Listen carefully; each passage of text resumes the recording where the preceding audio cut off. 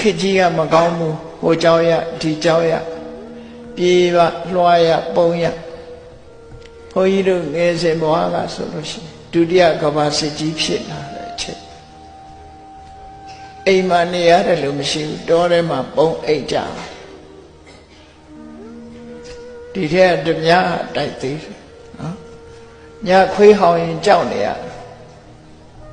ကိုယ်ရင်ကိုမအေးရဘူးခွေးဟောင်လို့ရှင်ကြောက်နေရတဲ့ခေတ်တစ်တီတူဆိုတဲ့အကောင်လေးအော်ရင်လည်းကြောက်နေရတဲ့ခေတ်ရွာပြင်ကတစ်တီတူအော်တယ်ဆိုလို့ရှင်ဟာလူဆိုးများလာသလားဆိုပြီးကြောက်လက်နေချာခွေးဟောင်ရင်လည်းကြောက်နေရအိတ်ကောင်းခြင်းမအေးရစားကောင်းခြင်းမစားအဲ့ဒီလိုခေတ်ခါမျိုးဆိုလို့ရှိရင်ကာလဝိပတ္တိလို့ခေါ်တယ်